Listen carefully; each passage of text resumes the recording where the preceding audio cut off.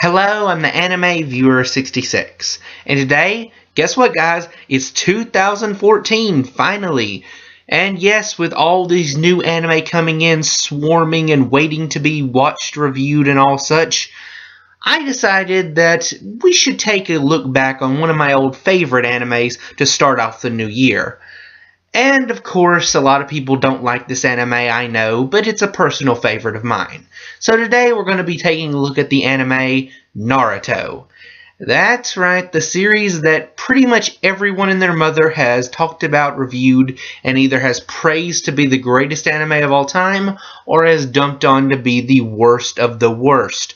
So where do I stand in that? I obviously stand in the much more I like it category, but let's get into the actual review portion. Before I start talking about the story and everything though, let me point out this. I'm only reviewing the original series Naruto, not Naruto Shippuden.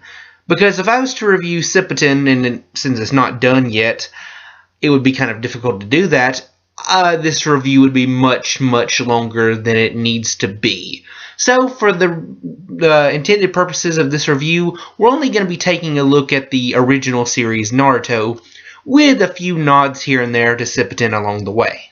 The story is actually pretty straightforward.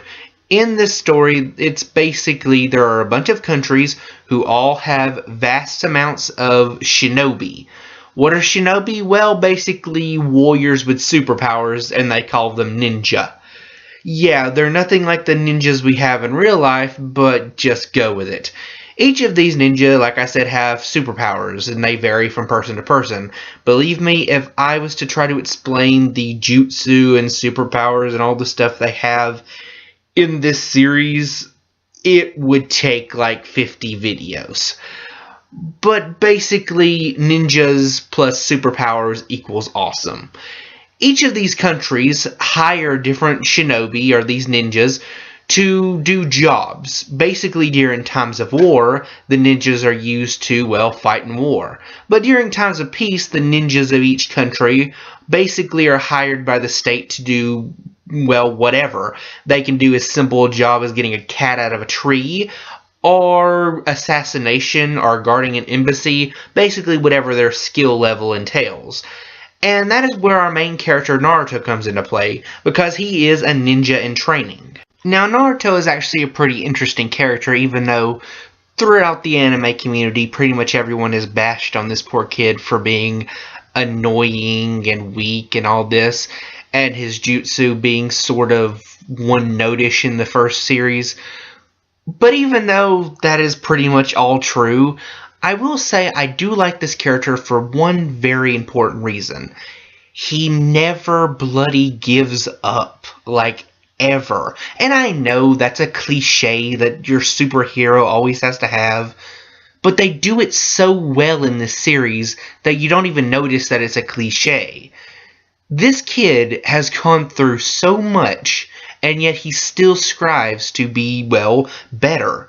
The thing that has basically been putting this kid down is, one, he has a demon sealed inside of his body that he doesn't even know about to begin with, that all of the adults in his village basically say, ooh, he's a demon kid, so, stay away from him. And none of the younger kids know, because there's like a law that no one can tell Naruto and no one can tell the younger generation that he has a demon inside of him. But the kids all basically treat him like garbage anyway, because of the fact that their parents treat him like garbage. So it's basically, that generation of hate kind of thing, where one generation hates and another generation hates, all that. So basically he's hated by the adults and the children. There's also the fact that he's an orphan child, and the fact that he is a screw-up in pretty much everything he does, including his ninja training to basically anything else. He is just a screw-up, the number one knucklehead ninja, as they put it. Basically, the rest of this story is Naruto learns that he has the demon inside of him. He learns that he actually does have some friends and allies that don't want to hurt him and don't want to see him get hurt, that they may be hard on him at times, but they still do care about him. Also, throughout the rest of this, it's basically Naruto trying to prove a couple of things to everyone. The first thing he's trying to prove is he's not just some demon kid. He is a person and deserves to be treated like a person. The second thing is that he's not just some screw-up knucklehead ninja, that he strives to be a true shinobi, a true warrior. That is his goal. So what did I think of this story overall? I really do like it. It's leaded up to a bunch of different setups that was really interesting. Seriously, there is so much you could do with this setup, and they do it really well. The only thing about this is bad is that, well, the filler. Yes, indeed, this is one of the big three anime, and as such, it has a lot of filler, and there's pretty much no escaping that. With that said, I would still say that I really do like this story. The thing that I like about the most is the way that this show gets across emotion. And I know that people don't really understand this when you say, hey, Naruto is such a great story, and people are like, no, it's not. It's just a bland, regular action series. To which I say, no, it is a show with a lot of emotion. You get invested in these characters, and you feel these different struggles that they're going through. When I was younger and I was going through a bunch of different stuff, basically Naruto is the thing that got me through this stuff, because Naruto always had that thing of don't give up, keep going forward, refuse to let people get you down. Like, don't let people get you down, just keep moving forward, keep being the best you can, no matter how hard it seems that life is going to get you down. That is the true message that I think Naruto gives, and that is why I love this story so much. Now it's time to talk about the characters, and this is where we run into a bit of a problem. You see, there are far too many good characters in this series for me to just name off, because there is so many. Even if you take away Sippiton, there's still a lot. So we're just going to be focusing on Naruto's team that he gets teamed up with during the original series. So we will be cutting out a lot of good characters that I may go back and talk about in another video, but for now we're just going to be talking about Naruto's team. First off is Naruto Sensei, Kakashi Hatake. Okay, this character is just awesome. I'm going to get that out of the way first. This guy has the ability to basically copy anyone's jutsu by just seeing it one time.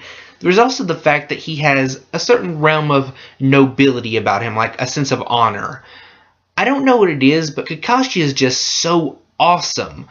For one, he always has this sort of moral code that he always puts his friends or comrades first, then he puts the mission second, and he puts himself last. He has that air of like, his job is to get the mission done, to make sure his friends and allies are protected and safe, and he will do anything to make sure that that goal is achieved, even if it means sacrificing his own life.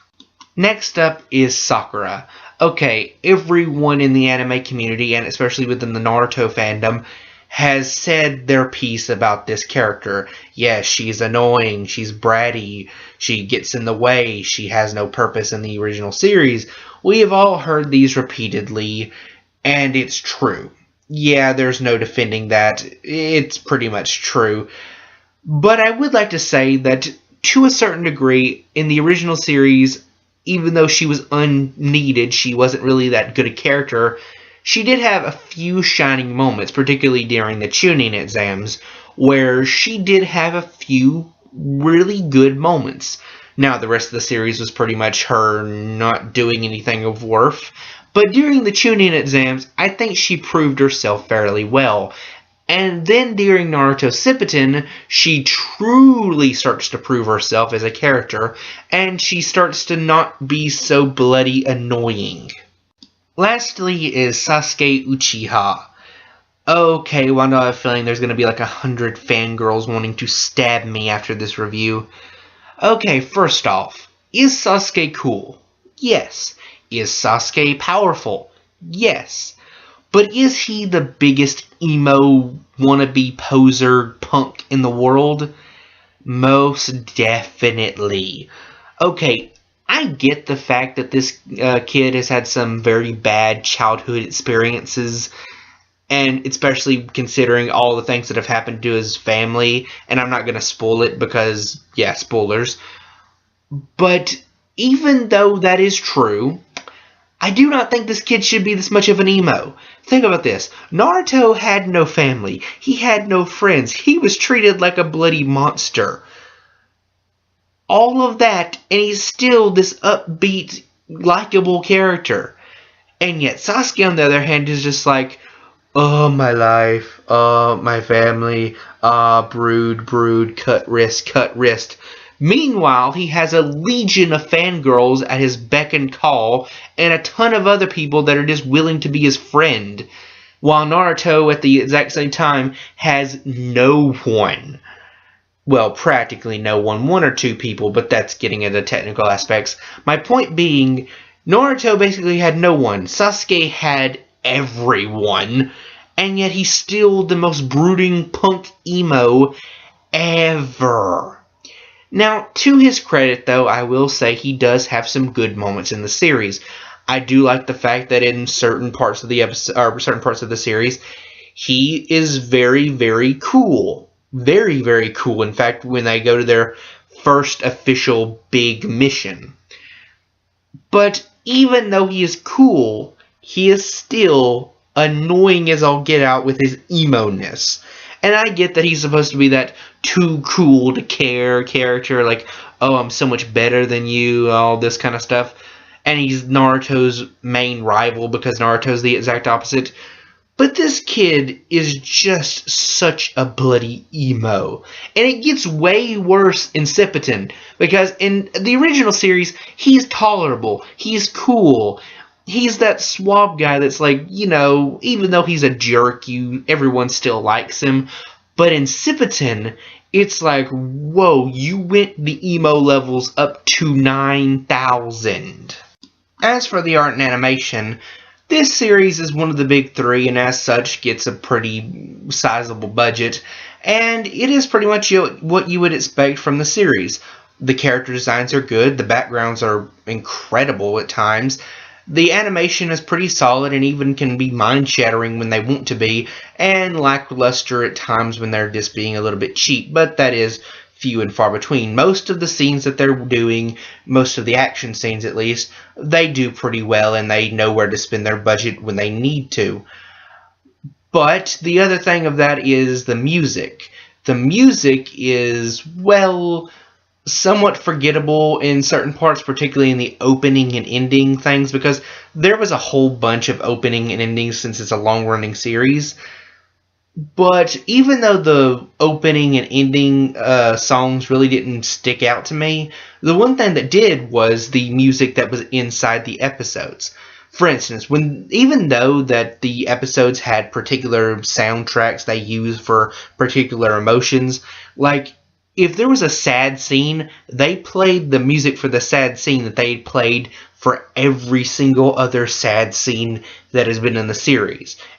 And if there's an action scene, they played the same soundtrack for that action scene that they played for every other action scene in that series up to that point. Now, even though that's true, and even though some people might get tired of the same melodies, I actually like them. They were fitting to the series, and also the fact that even though they seemed like at times they might get annoying or get tedious, I always liked it because this was a show, like I said earlier, that gets emotion across very well, and one of the ways they do that is indeed with the music. As for the final score of this series, I would definitely give it a 4 out of 5 stars. The only reason I'm giving it a 4 out of 5 instead of 5 out of 5 is because, unfortunately, of the filler. The filler has always been its kryptonite. I could pretty much never give a long-running series like this a perfect 5 out of 5 with all the filler that happens to be in them. But still, it's a series that I highly recommend. It is a long-running series, so if you're going to start watching it, I wouldn't worry too much about catching up with everyone else. Just watch it at your own pace and enjoy the ride. I'm the Anime Viewer 66. Thank you, and good night.